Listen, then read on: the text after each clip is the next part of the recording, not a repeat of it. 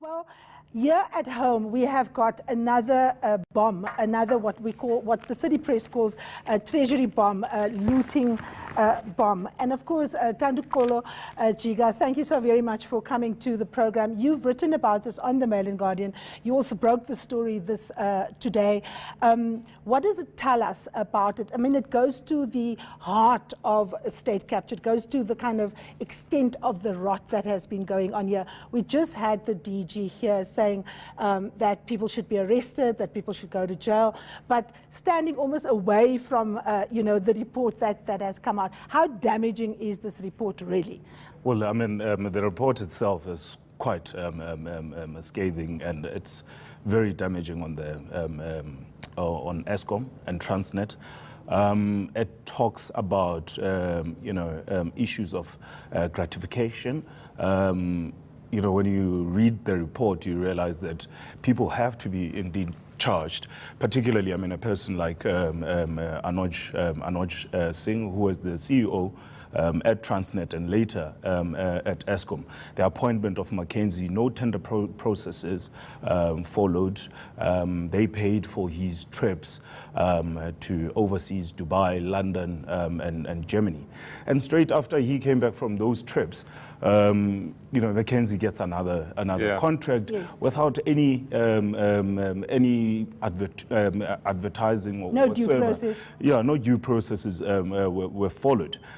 In terms of the Prevention and Combating of Corrupt Activities Act, that talks to gratification. It was a favor, done. So when you look deeper into what the forensic investigation discovers, same process follows at Eskom, where he there becomes a CFO. McKinsey follows him there, and of course Trillian, which of course we now know it's a Gupta-linked company. They also moved there. And then Eskom issued a statement then, which now they say it was Anuj Singh's statement, denying that McKinsey or Trillian had any contracts with Eskom and that they were paid. We now know that, of course, that was not true. So this report puts those things together, and it goes even further. There's about 16 million in questionable in Anuj Singh's accounts. At this stage, it's not clear what the 16 million was, but you also see communication between Anuj Singh, Brian Molefe, Ben Gubane, asking, Anuj Singh to distribute. I think, I've got to say, I just think this is just lovely stuff. 16 million. Yeah, 16 million is absolutely nothing. No, that's not even a real house, you know what I mean? Yeah. So these are small amounts of money, of course, that have been found. If, there's a story been going around for years that in a due diligence that Deloitte did on Eskom once, they found more than 200 million in an account of Anuj Singh's in London. So it's just, these things will bubble over until they really bubble over. And I guess what's going to have to happen is that one of these people is going to get real scared and turn state witness. What's the section that you turn 214, yes, or something like that? But how does one even begin to ask the hawk? So you were doing the story.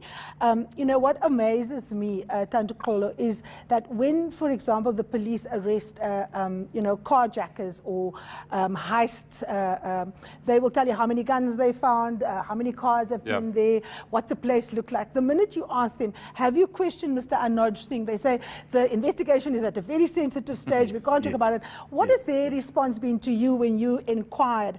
And also, what has been the response of Mr. Machela Koko, who I understand has been tweeting up a storm, as well as someone like Mr. Anuj Singh?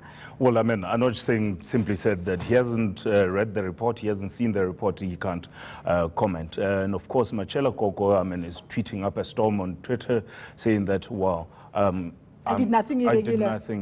I've been vindicated, which is not true, because when you read the report, it talks about his role in the facilitation of Tegeta buying a mine, and how prepayment was discussed way before it went to the special board. This was that famous late night board meeting, right? Yes, and then, you know, the next day, after which the money got its money. Got its money. Yeah. So his hands are there. He's right at the center with Anuj Singh in this. So he's not. He is very. Don't you get the feeling that, you know, if you once these guys, because it's a very comprehensive report. I mean, you see, we haven't had the privilege yet. But, Sorry. But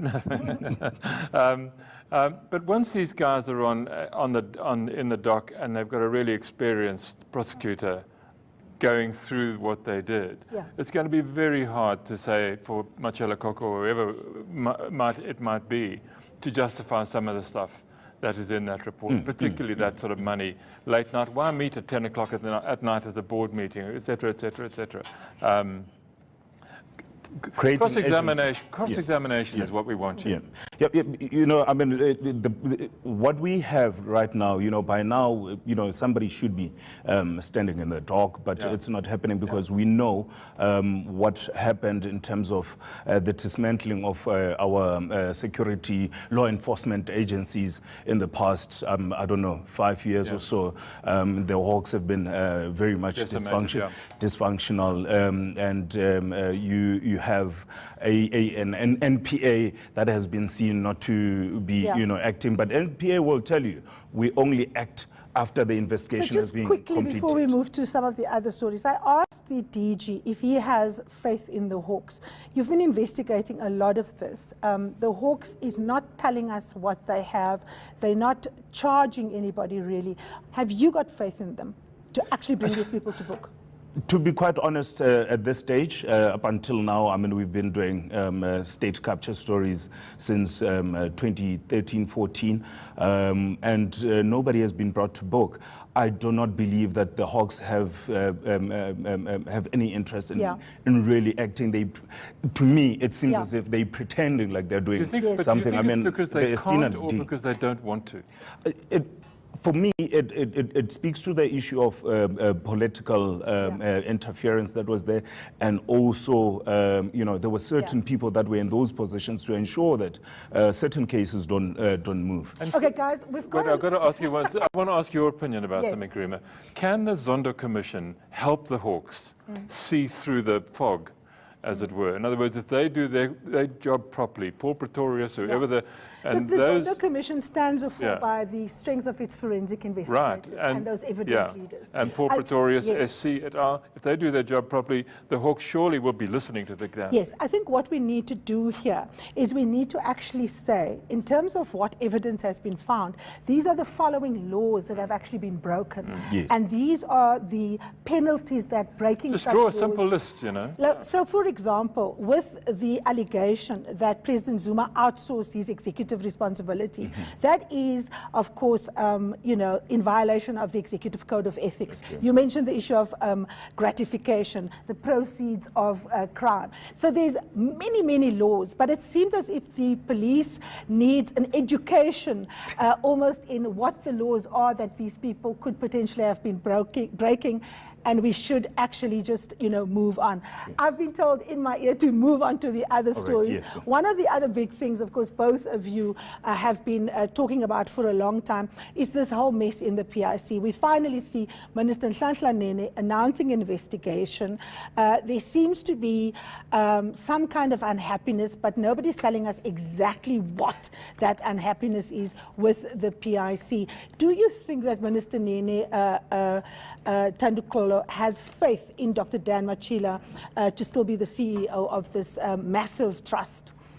Well, look, I mean, he hasn't really come out to, you know, directly say that he has no confidence in him. But the indication is that he really wants the allegations against Dan Machila investigated. And also, That's why he is also setting up a commission of inquiry into the whole of PIC in terms of their investments in the past 3 years, etc., which is exactly what Malusi Gigaba had actually requested. He had written that letter, you know, and the board, instead of responding to that, they instead went for a legal opinion, which, you know, clearly was saying that we're not going to reveal anything. It's quite worrying, though, that, you know, these guys are handling public funds and they don't want to be accountable. Gentlemen, we're literally out of time. That about wraps it up for the week ahead.